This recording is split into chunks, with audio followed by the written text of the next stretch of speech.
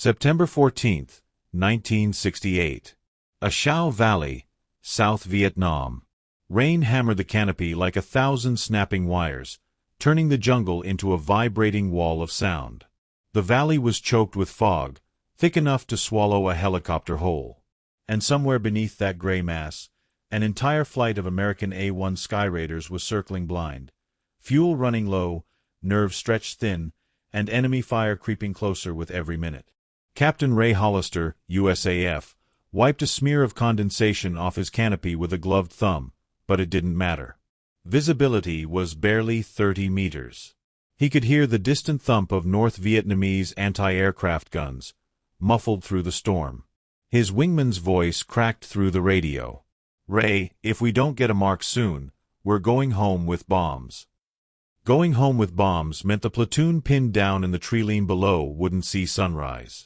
Then another voice cut in, calm, clipped, unmistakably Australian. "Viper lead, this is Sunray 3-5. Hold your pattern. I've got your target." Every American pilot in Vietnam knew that call sign. The Australian SAS forward air controllers, operating far from the wire, wearing jungle green soaked in mud and monsoon rain, had a reputation bordering on myth. When they spoke, pilots listened. Because unlike most FACs flying above in Cessnas or O2s, the SAS called airstrikes from the ground, often just 100 meters from the enemy. Ray tightened his grip on the throttle. "Sunray 3-5, I've got nothing on visuals. You sure you're in position?" A soft chuckle replied through static. "Mate, if I was any closer, I'd be paying the NVA rent. Now stand by for smoke." Deep below the cloud deck, hidden under layers of vines and mist, Trooper Luke Ainsworth lay prone in a shallow scrape of mud. He had a radio handset tucked beneath his chin, a grease pencil between his teeth, and an orange smoke grenade in his palm. Enemy footsteps crunched no more than 20 meters from his team's position, but he didn't flinch. He pulled the pin, lobbed the grenade into the trees, and whispered into the handset. "Marks out. Orange smoke. Your run heading is 180. Drop when I say drop." Ray's heart kicked into overdrive. He couldn't see the ground, couldn't see smoke. But he trusted the Aussies, every American pilot did. Because they had a talent no map, no sensor, no aircraft radar could replicate. They could feel the battlefield. A calm voice came through again. "Stand by, stand by. Drop." Ray didn't hesitate. The Sky Raider bucked as bombs released into pure white cloud, falling toward nothing he could see, only something he hoped was real. 10 seconds later, the valley erupted in a rolling wave of flame and dirt that rippled up through the storm clouds like thunder from below. Ainsworth keyed his mic again. "Beautiful work, Viper lead.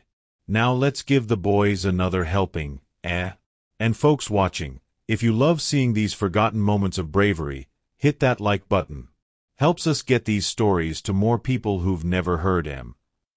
Ray exhaled for the first time in a minute. The Aussies were magicians. And today, they had just saved a platoon, and possibly an entire flight. The thunder of the Sky Raider strike was still rolling through the valley when Trooper Luke Ainsworth pressed his cheek deeper into the mud, letting the vibration pass through him like a warning. The jungle around him shook with falling branches and scattering birds, but the gunfire had stopped. That was the first good sign. The second good sign was the whisper of movement behind him. Sergeant Mark Bluey Harrow, the team leader, crawled up beside him on his elbows, face streaked with camouflage paint and rainwater. His wet blonde hair was plastered to his forehead as he muttered, "Bloody close one, mate. Thought they'd walk right over us." Ainsworth smirked. "They still might." Bluey glanced at the smoke residue drifting through the canopy. "That strike bought us maybe 10 minutes. Let's make 'em count."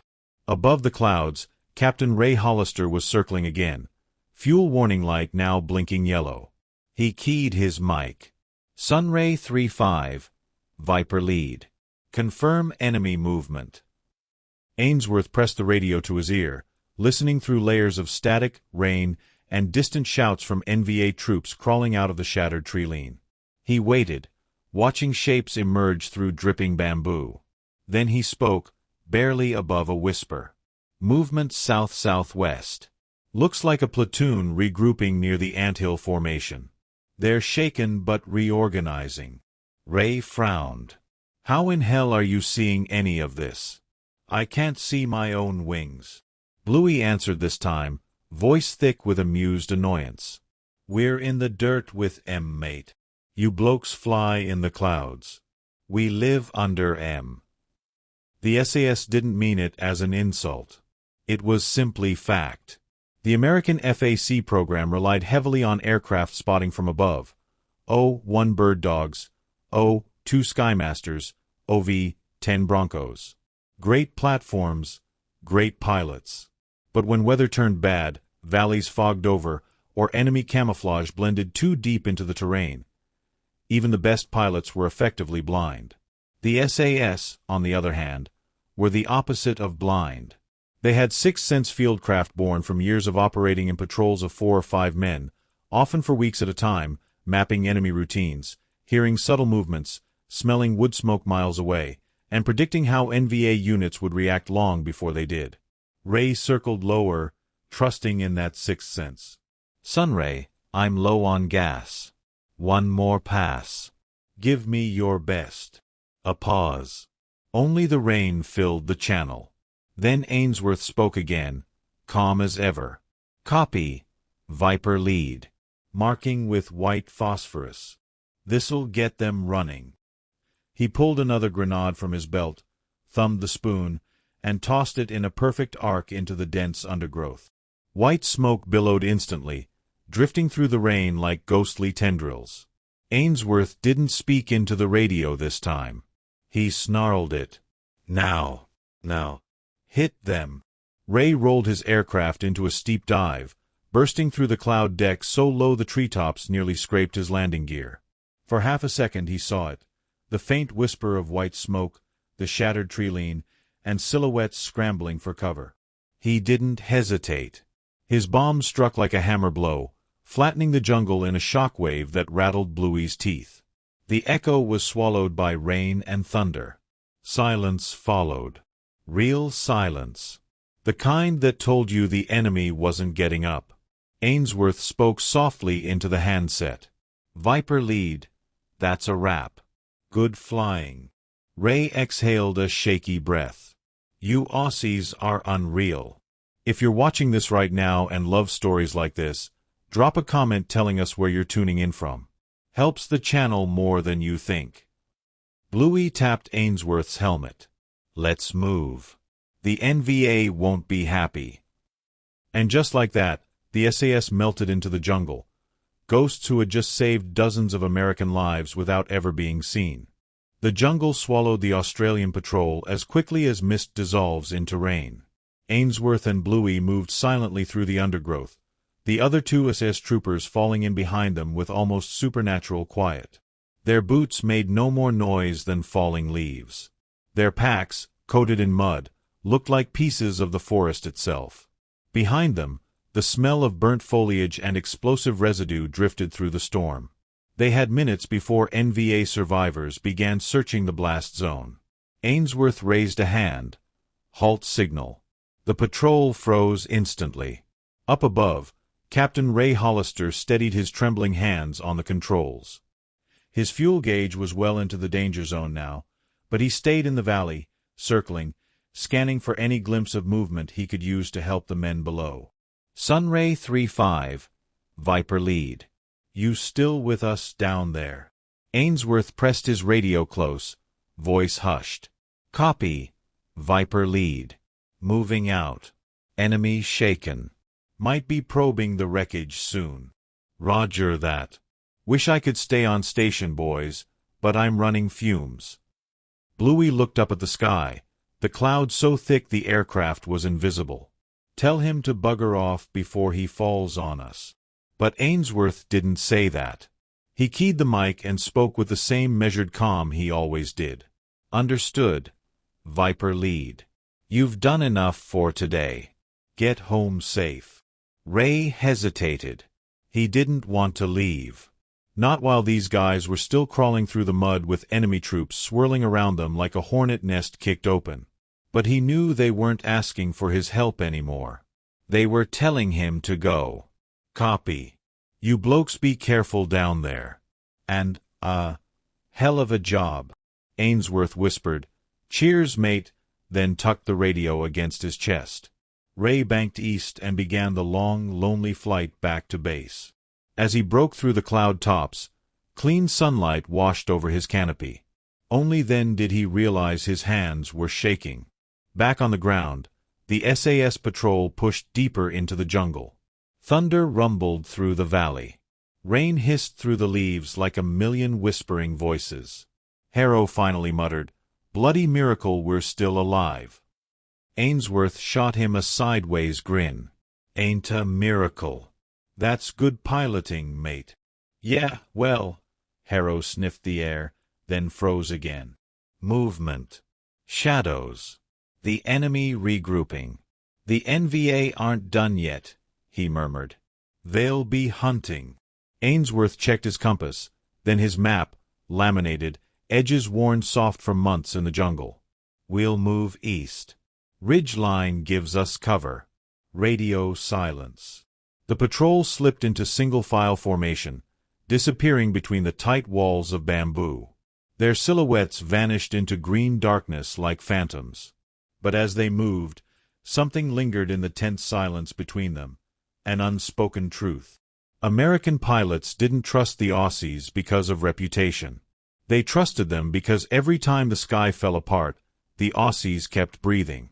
And even though Ray Hollister was now miles away, streaking across blue sky, his voice still echoed in Ainsworth's ear.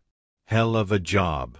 If you're watching this and you want more of these untold, boots-on-the-ground stories, make sure to hit that subscribe button. Helps us keep digging up the forgotten moments that shaped the war. The rain thickened. The light dimmed. The enemy closed in. And the day was far from over. Rainwater dripped in steady rivulets off the brims of their bush hats as the SAS patrol crept along the narrow ridge. The jungle grew denser here, thick with vines, fallen timber, and ancient roots that coiled like snakes under the mud.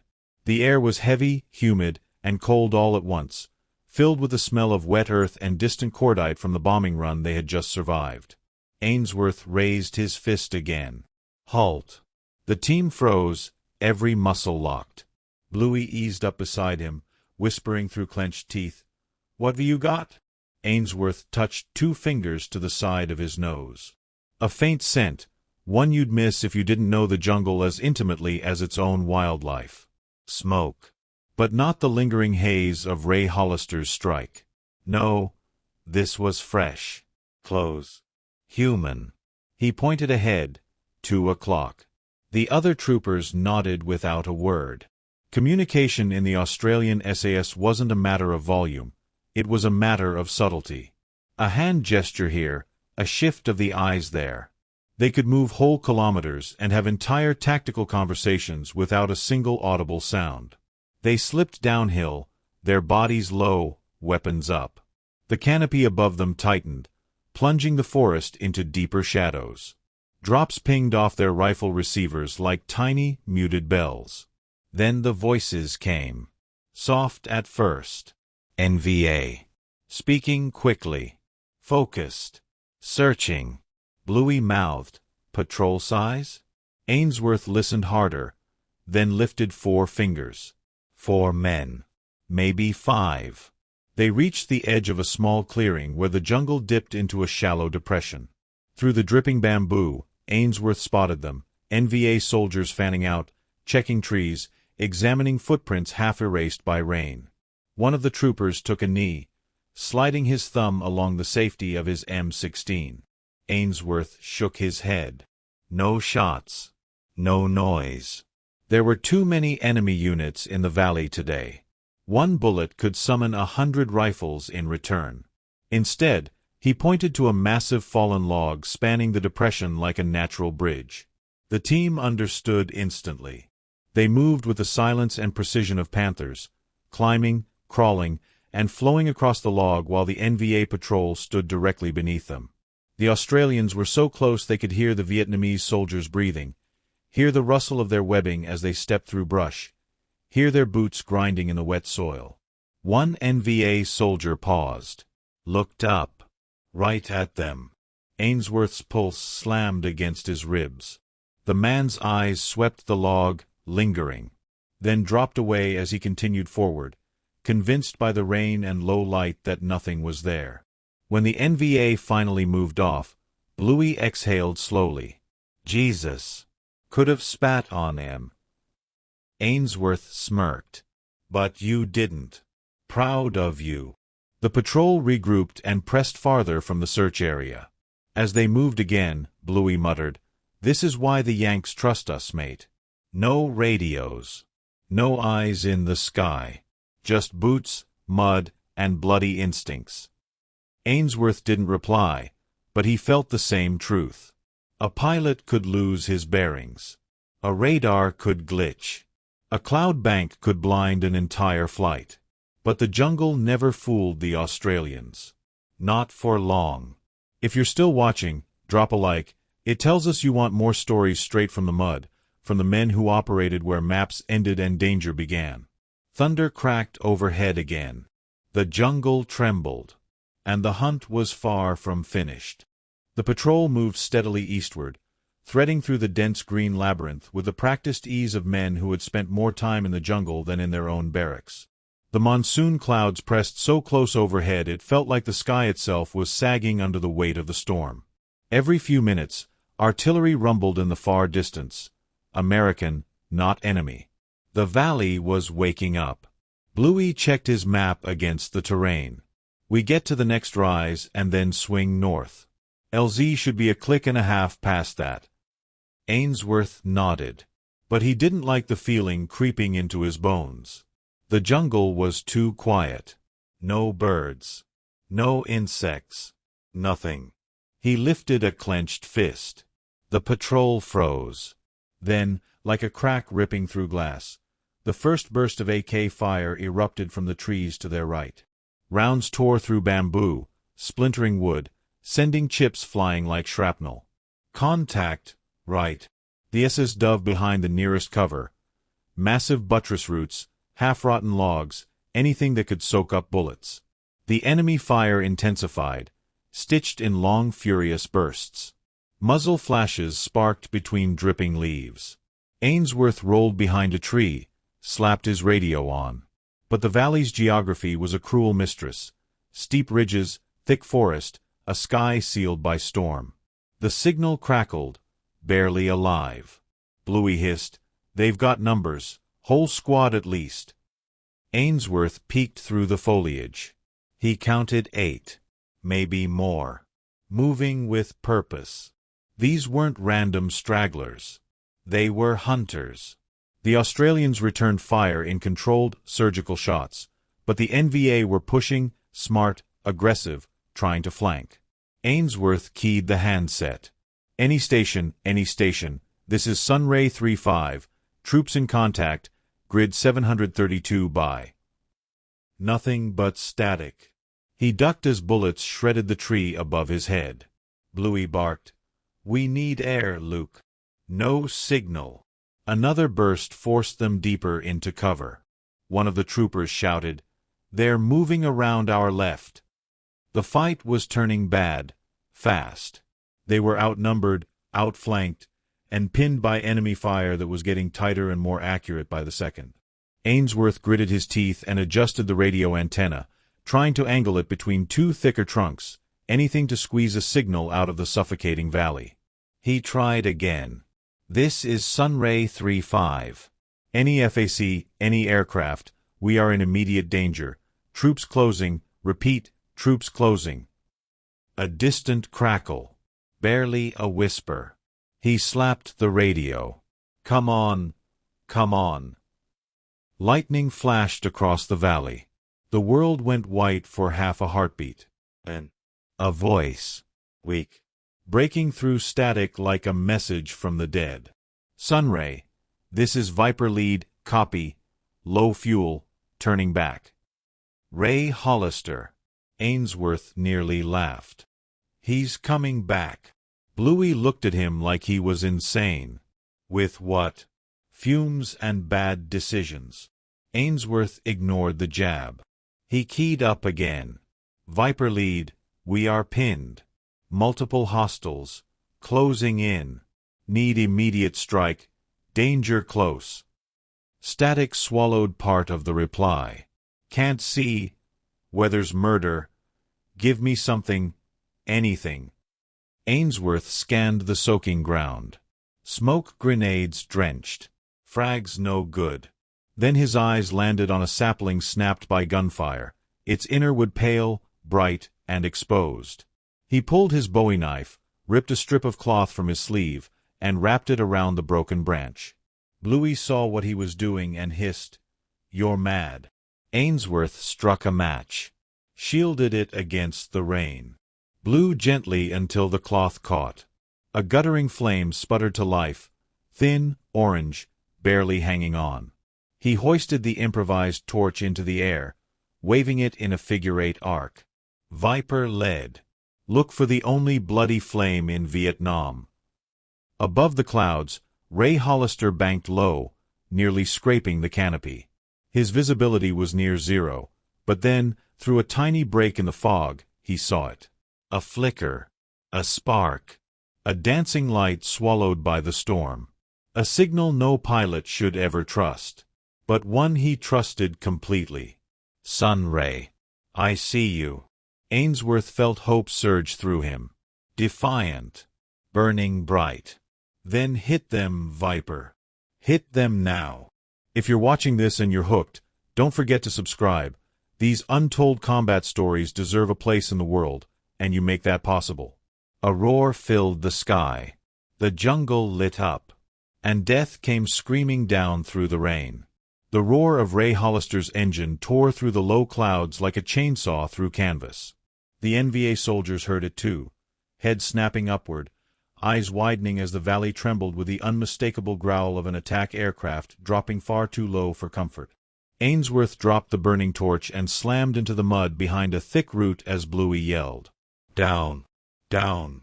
The NVA opened fire skyward, panic overriding discipline.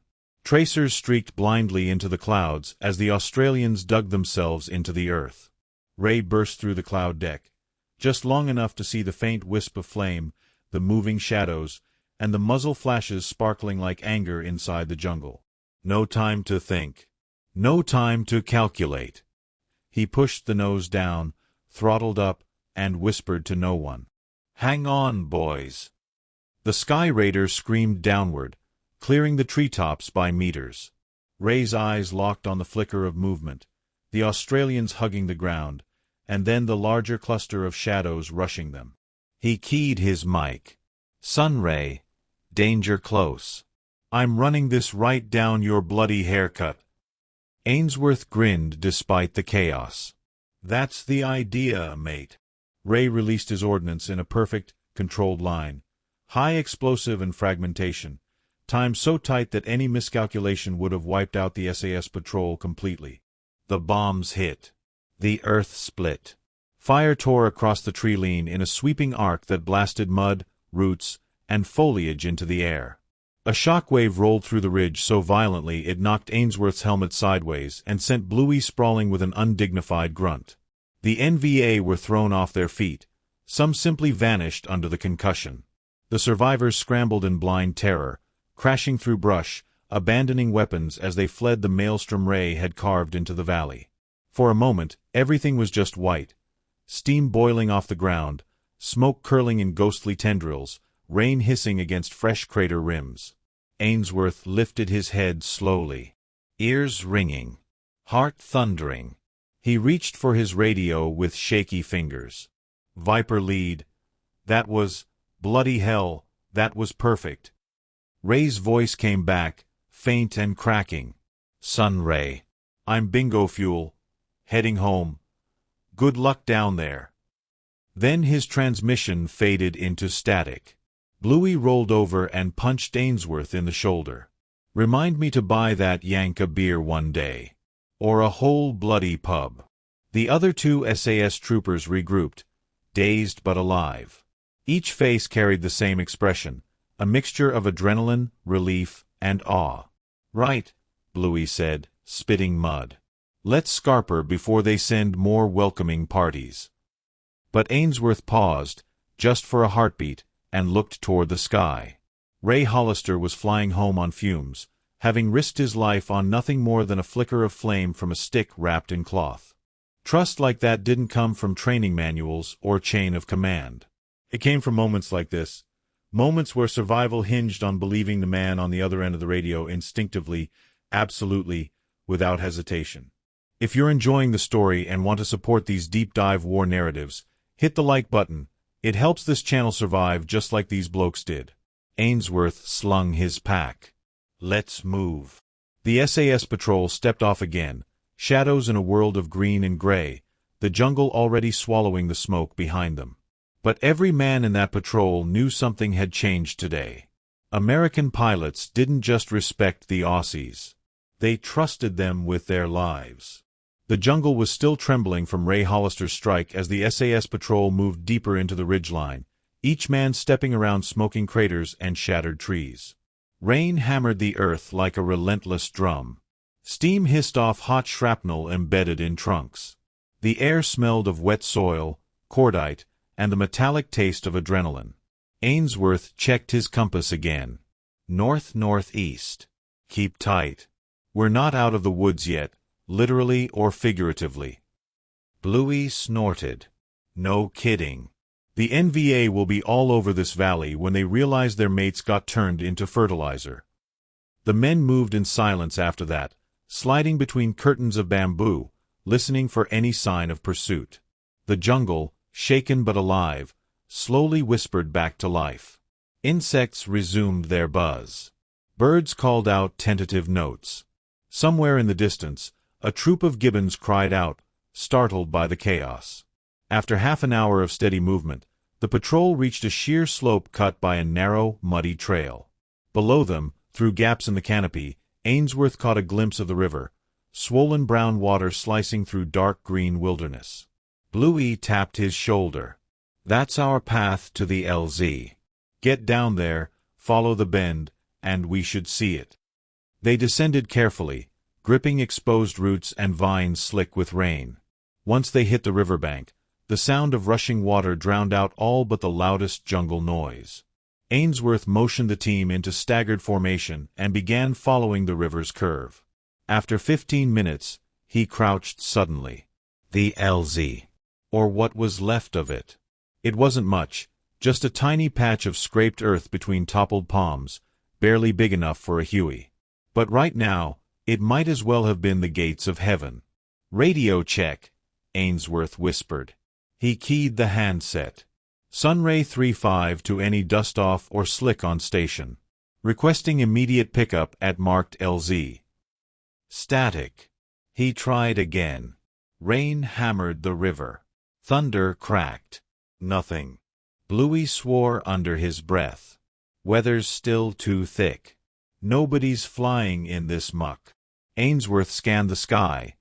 Gray, swirling, oppressive. A wall of storm pressing down like a physical weight. "We wait," he said. They took up defensive positions around the tiny clearing. The minutes stretched, tense and heavy. Mud soaked into their uniforms. The jungle whispered around them. Then, a faint, distant chop. The men froze. Another second. Another. Then it grew louder. The unmistakable sound of rotor blades fighting monsoon wind. Bluey's face cracked into a grin. "Bless the bloody U.S. Army Air Cavalry." A UH-1 Huey punched through the low clouds like a battered angel, wobbling, buffeted, but holding steady. Its crew chief leaned out the door, waving frantically. Ainsworth keyed the mic again, even though he wasn't sure the pilot could hear him. "Sunray 3-5, on the deck, smoke is white." He tossed the canister. The Huey fought gravity and storm alike, descending in a shaky hover as vegetation whipped in every direction. "Go! Go!" Bluey shouted.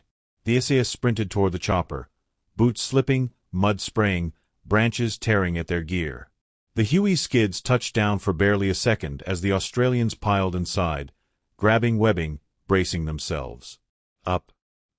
Up! The crew chief screamed.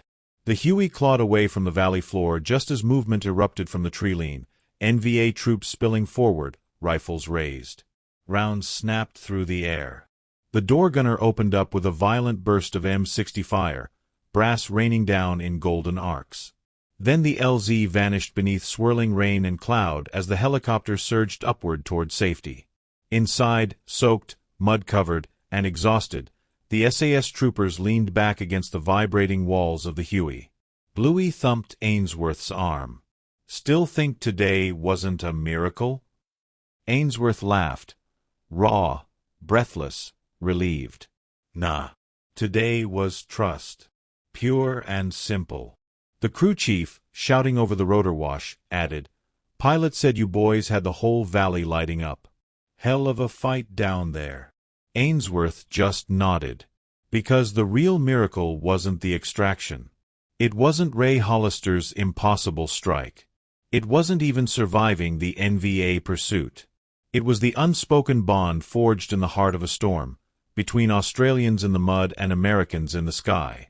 And if you've been gripped by this story, hit that like button and tell us in the comments what part of the world you're watching from. It helps keep these forgotten stories alive. The Huey pushed eastward, rising above the valley, carrying the SAS patrol toward fading light and the promise of rest. They had lived to fight another day. But their legend, that was only just beginning.